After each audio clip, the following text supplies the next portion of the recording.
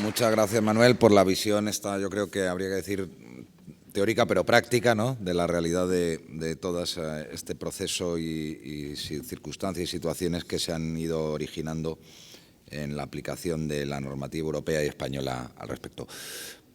Como está cumpliéndose de forma escrupulosa los tiempos establecidos, no seré yo quien los demore así que perdón.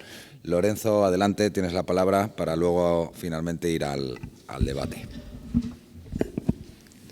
Bien, pues buenas tardes. Muchas gracias a DICAE, muchas gracias a Manuel Pardos y a Fernando Herrero por la presentación y por la invitación a formar parte de esta mesa con compañeros que, bueno, son, como han visto, profundos conocedores de esta materia. Yo, previendo que llegaría a un momento ya de la tarde en la que el cansancio sería notorio, porque el tema no es en absoluto fácil, sino bastante árido, he elaborado esta presentación PowerPoint y además he seleccionado uno de los problemas que se encuentran en este momento en el candelero, ¿no? Una cuestión muy práctica y respecto de la cual quisiera trasladar algunos argumentos y un análisis. Quizá algunos pueden entender que es análisis y argumentos que desinflan un tanto aquello que la prensa está hinchando, al menos desde el mes de diciembre y hasta el momento. El ejemplo hoy en el diario Expansión, el titular dice: la banca dotaría, condicional, hasta 6.700 millones de euros para compensar los gastos hipotecarios. Tiene que ver, por tanto, esta enorme cantidad con el problema de si es abusiva o no abusiva cierta cláusula de gastos incluida dentro de un clausulado general que se forma parte de los préstamos con garantía hipotecaria. Esto viene a cuento, además, de la sentencia del Tribunal Supremo de 23 de diciembre del año 15. Bien, pues en esa sentencia de 23 de diciembre del año 15 se viene a confirmar la sentencia de la Audiencia Provincial de Madrid de 26 del mes de julio del año 13, y además esta sentencia de la Audiencia Provincial de Madrid lo que hacía era que venía a confirmar la sentencia del juez de lo mercantil número 9 de aquí de Madrid del año 11, el día 8 de junio, si no recuerdo mal, o julio del año 11. Todo esto vengo a explicarlo porque hay una cuestión respecto de la cual la prensa no ha reparado y quiero reparar. La sentencia del Tribunal Supremo de 23 de diciembre del año 2015 es una sentencia que confirma y que lo que hace es, en consecuencia, rechazar el recurso de casación que había interpuesto el banco, el BBVA, contra la sentencia de la Audiencia Provincial. Eso quiere decir directamente que esa sentencia no crea jurisprudencia. Solo crean jurisprudencia aquellas sentencias que, asumiendo la instancia la sala, rechaza el recurso, estima el recurso de casación y dicta nueva sentencia. Entonces es cuando el Tribunal Supremo dicta una sentencia por la cual interpreta la ley y la aplica al caso controvertido. Esas son las sentencias que los juristas estudiamos, los magistrados estudian y de ellas extraemos una regla jurisprudencial. Insisto en eso porque en la sentencia del Tribunal Supremo, como veremos ahora, de 23 de diciembre del 2015, no hay jurisprudencia.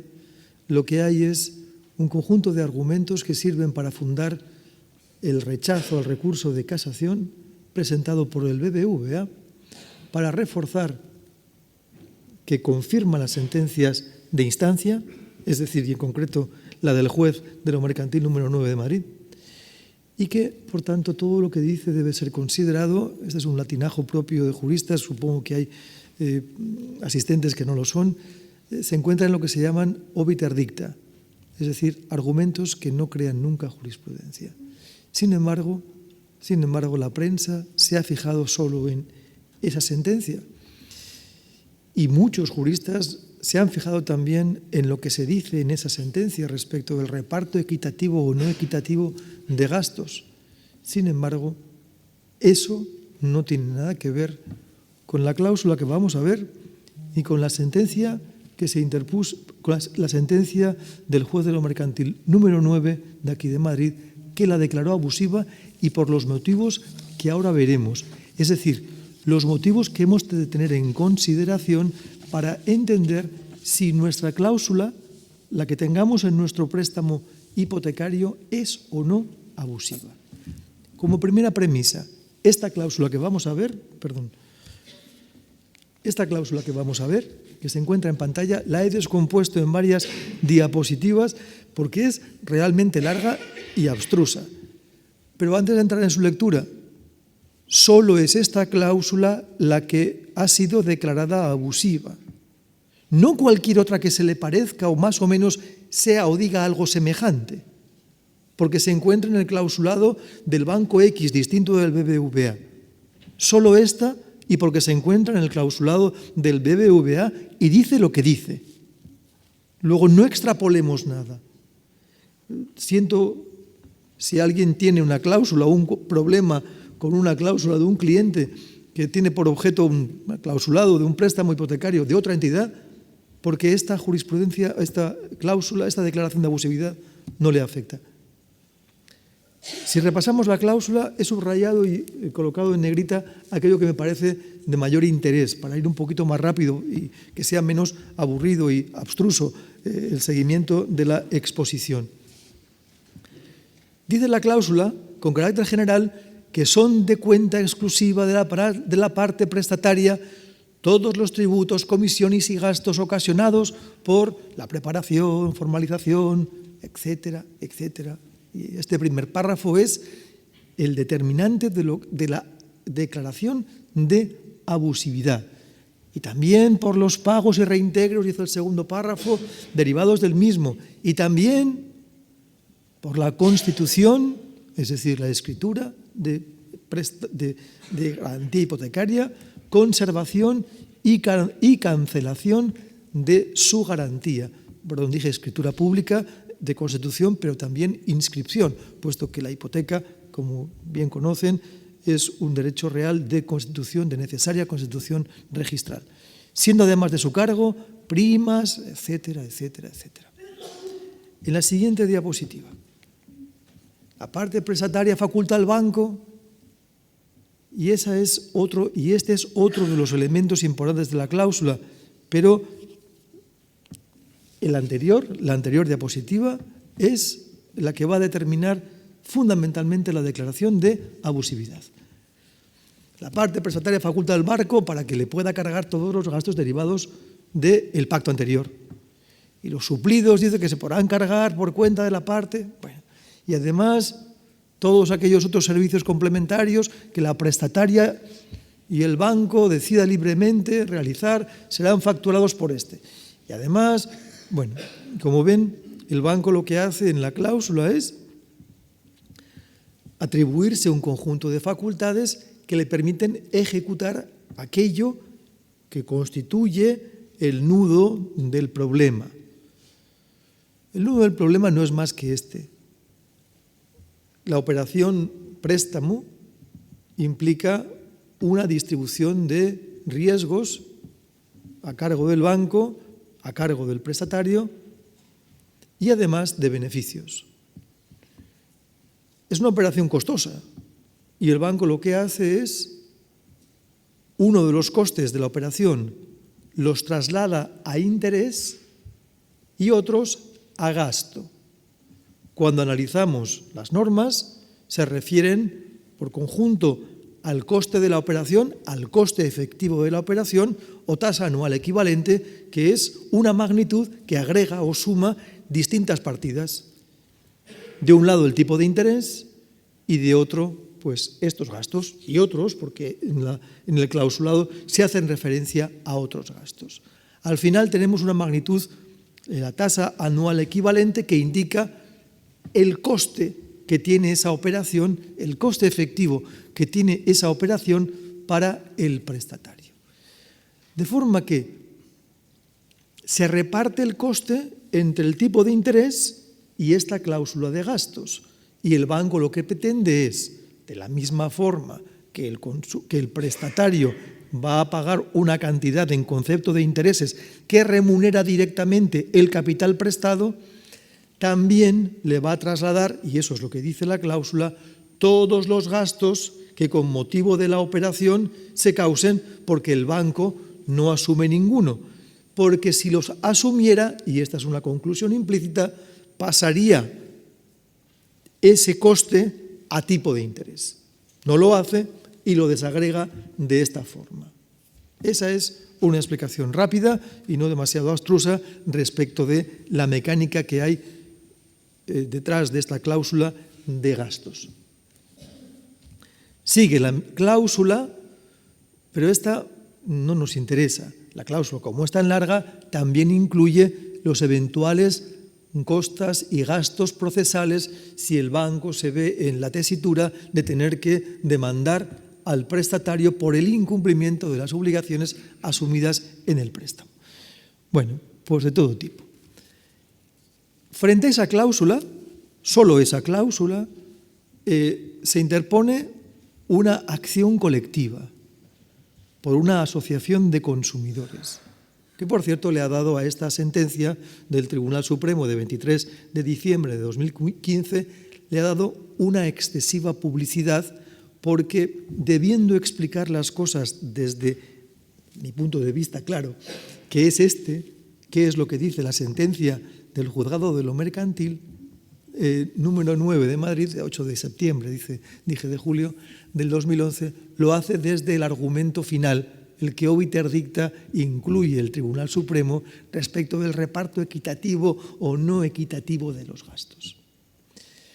Cuando la sentencia del juez de lo mercantil aprecia los argumentos de la asociación recurrente respecto de la abusividad de la cláusula, dice la sentencia, desde luego, es una cláusula inconcreta. Luego se verá un poquito más en extenso porque la propia sentencia así lo hace. Al hablar de todos los gastos, dice el juez en su sentencia, es una cláusula inconcreta y por tanto afecta a cuestiones básicas contenidas en la Ley de Condiciones Generales de la Contratación. No es clara, es oscura, no traslada directamente una información que es también relevante, forma parte del coste efectivo del crédito. Y sin embargo, tras una expresión ambigua o genérica, incluye muchas partidas de gasto. Y además dice, será contraria y abusiva porque es abusiva porque es contraria al artículo 87.5, cobro por servicios no efectivamente usados, puesto que así parece que lo permite la cláusula, y 89.3, imposición al consumidor de gastos de documentación y tramitación. Dice, términos estos que no discriminan en relación al origen del gasto ni su imputación. Suponen para el consumidor, he saltado las frases, solo a lo rojo y subrayado, suponen para el consumidor la imposibilidad, y esta es la cuestión relevante, imposibilidad de conocer a priori qué gastos asumo. Eso es lo relevante. Una cláusula de este tipo tan abierta traslada al consumidor una posición muy débil. Voy a pagarle a usted, entidad financiera, lo que usted me diga. Como hemos visto en la segunda diapositiva de la cláusula, el banco además se garantiza, está facultado para poder cobrar todo aquello que se gire al prestatario como consecuencia de estos gastos. Ese es el punto de abusividad. Y además dice, tampoco condiciona el abono de esos gastos a la previa solicitud del cliente. El propio banco puede generar el gasto y pasarle el cargo o abono al consumidor y alegar, como me facultaste, al firmar el préstamo, porque se contenía así, redactada la cláusula de gastos, pues no te puedes oponer, estás obligado al pago. Y eso es lo que hace que el magistrado de lo mercantil, acertadamente, según mi criterio, entienda que esta es una cláusula abusiva. Y además dice, respecto de gastos de cancelación, tampoco se identifica cuál es su concepto y en qué consiste. Luego, si tenemos en consideración estos razonamientos, concluye la sentencia, perdón, creo que he pasado una diapositiva además, ahora, diciendo que a la vista de lo expuesto hemos de considerar abusiva la condición general en todos sus párrafos, excepto el cuarto, por resultar abusiva de conformidad con lo anterior. Y además entiende, en el apartado 36 de los fundamentos jurídicos, que esa cláusula es oscura, ambigua, en los términos del 7.7 de la Ley de Condiciones Generales de la Contratación, así como el artículo 5.5. Esa es la cláusula de gastos, declarada nula y los motivos por los cuales se declaran nulos. Cuando se inscriba, a mí no me consta que se haya inscrito en el Registro de Condiciones Generales de la Contratación, esta cláusula será la que impedirá a notarios y registradores autorizar a los notarios una escritura pública en la que se contenga una cláusula idéntica, porque es nula, por abusiva, y a los registradores les impedirá calificar favorablemente y, por tanto, admitir la inscripción en el registro de la propiedad de una hipoteca que garantice un préstamo en el cual se contenga una cláusula de gastos, diciendo, por tanto, que la hipoteca también cubre con su garantía el abono o pago de los gastos devengados como consecuencia de una cláusula tan abierta como esta. El BBVA recurrió en apelación ante la audiencia provincial. Y la audiencia provincial lo único que hace es rechazar el recurso del BBVA. ¿Nos va a dar algún argumento más? Sí, pero irrelevante respecto del contenido de la adecuadísima sentencia del juez de lo mercantil, que es el que recibe el respaldo de su superior en la escala de recursos. Criterio confirmado. ¿De qué sirve? Para la ilustración, para mayor ilustración de por qué le parece a la sala que tiene razón el magistrado de primera instancia, que aplica bien, desde luego, la ley y que, por tanto, convalida su resolución. Y dice, se trata de una cláusula abusiva, y lo es, porque contraviene estos preceptos que he marcado en negrilla del texto refundido, de la Ley de Consumidores y Usuarios, repercusión de gastos y pago de tributos, porque no da lugar a distinción alguna entre gastos y tributos que pudieran incumbir a una u otra parte. Este es un problema de la sentencia del 23 de diciembre del 15. Si recuerdan, la prensa se ha hecho eco. Eso significa que, por tanto, el impuesto de transmisiones patrimoniales y actos jurídicos documentados que lo pagan los consumidores, los contratistas, los prestatarios, está imputado inadecuadamente y que, por tanto, podrán reclamar de vuelta esa cantidad. No. El Tribunal Supremo lo dice obiter dicta. No es lo que dice el magistrado de lo mercantil que declara abusiva la cláusula. No es lo que dice la Audiencia Provincial de Madrid reforzando o respaldando el criterio del magistrado de primera instancia. Lo que dice es que es una cláusula inconcreta y que lo que debería decir cuando se refiere a tributos es ser concreta y decir estos le corresponden al prestamista y estos otros le corresponden, estos tributos, al prestatario. Ya avanzo. Tanto la ley del impuesto de transmisiones patrimoniales como el artículo 68 del reglamento de esta ley establecen que el prestatario es el obligado al pago del impuesto de actos jurídicos documentados. Luego, intentar rebus sic stantibus, mientras no cambie la ley, intentar que se nos devuelva el pago del impuesto de transmisiones patrimoniales y actos jurídicos documentados con base en esa sentencia del Tribunal Supremo es una temeridad, porque es contrario a la ley. Luego veremos, además, cómo se ha explicado e interpretado este precepto. Bueno, pues no da lugar a una distinción alguna entre gastos y tributos, permitiendo la derivación universal. Se explica quizá a la sala de una forma más gráfica, una derivación universal de todos ellos. Eso no puede ser, con independencia de su origen o su causa. Y sigue explicando argumentos a mayor abundamiento en la línea del juez de lo mercantil. No se trata que el banco interprete que a quien le iba a corresponder el pago sería siempre el consumidor, sino que el problema estriba en que con el tenor de dicha cláusula lo que en algún momento pudiera corresponderle a la entidad bancaria por naturaleza o disposición normativa podría cargarlos al cliente. Eso es lo que no puede ser. Si la cláusula dice eso y permite esto, la cláusula es abusiva, como dice el magistrado juez de primera instancia. Y eso no puede admitirse. Por eso dice, respaldando, una condición general de este calado resulta claramente abusiva. Para concluir,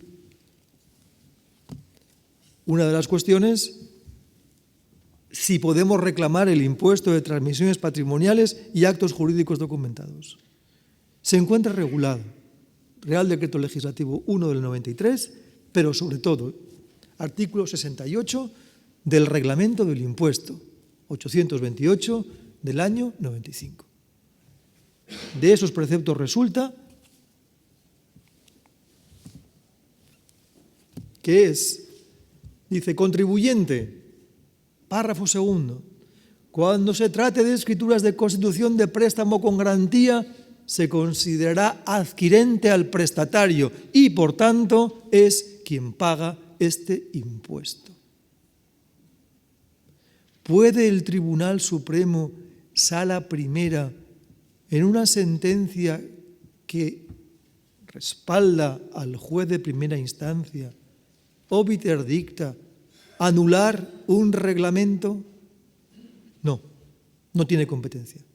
Esto lo sabemos los juristas, porque para que eso ocurra debería haberse planteado un recurso por ilegalidad ante los tribunales del orden de lo contencioso administrativo, cosa que no se ha producido. Este es el precepto vigente y lamento el jarro de agua fría. Si alguien pensaba que podía recuperar este impuesto, rebus sic stantibus, teniendo las cosas como se encuentran, no, y menos con base en la sentencia del Tribunal Supremo que he citado ya tantas veces. A mayor abundamiento, el artículo 68 del Reglamento del Impuesto de Transmisiones Patrimoniales, que atribuye el pago al prestatario, ha sido revalidado tanto por la sentencia del Tribunal Superior de Justicia de Madrid del 9 de junio del 16, declaró sujeto del pasivo del impuesto al cliente del banco, al prestatario, como dos autos del Tribunal Constitucional del año pasado, 18 de enero y 24 de mayo. Los principios de capacidad económica igualdad y de igualdad reconocidos en la Constitución no resultan vulnerados por el artículo 68 del Reglamento del Impuesto. Además, y por último, dos consultas, o una por más reciente, doy terminando ya, del día 12 de enero, la consulta de la Dirección General de Tributos. La pregunta era, aquí está marcada, ¿quién debe pagar el impuesto? Pues dice la Dirección General de Tributos del Estado, pues la debe pagar, como resuelve el artículo 68, pues el prestatario. Cuando se trate de escrituras de constitución de préstamo con garantía, se considerará adquirente al prestatario y, en consecuencia, se aplica el 68 del Reglamento del Impuesto. Una segunda consulta vinculante, 3 de septiembre del año 1999, en el mismo sentido. Y el prestatario, dice al final, será el obligado tributario. Y para terminar, otra de las cuestiones que ha dado lugar también a comentarios movidos o promovidos por la sentencia del Tribunal Supremo de 23 de diciembre del año 15. Hago referencia solo al arancel notarial solo por una cuestión. Conociendo que Carlos Vallujera iba a formar parte de la mesa, pensé, él probablemente añada respecto de aranceles registrales y yo me ocuparé de notariales. ¿Y entonces podemos recuperar lo que le hemos pagado al notario? Pues no. ¿Y por qué no? Porque esta cuestión se encuentra asimismo sujeta a regulación específica. El Real Decreto 1426 del año 89 regula los aranceles y aprueba el arancel notarial. Y en su anexo segundo se contienen normas generales de aplicación. Si vamos a la sexta, la obligación de pago de los derechos de arancel que debe cobrar el notario cuando autoriza una escritura pública, de préstamo hipotecario en este caso, de préstamo con garantía hipotecaria, corresponderá a los que hubieran requerido la prestación de sus funciones. ¿Quién requiere al notario? Es uno de los derechos básicos de los consumidores, la elección de notario.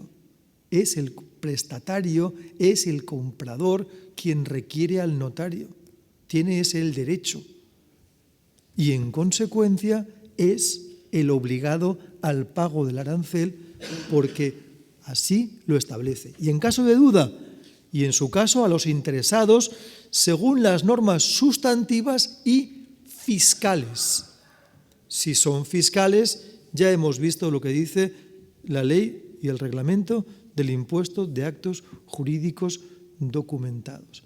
Y si es en materia de compraventa, el Código Civil establece quién paga la primera copia y las siguientes o ulteriores quién las paga. Pero lo establece como norma dispositiva. Pero la primera copia la paga el transmitente y las ulteriores el adquirente. ¿De acuerdo? Pero eso es dispositivo.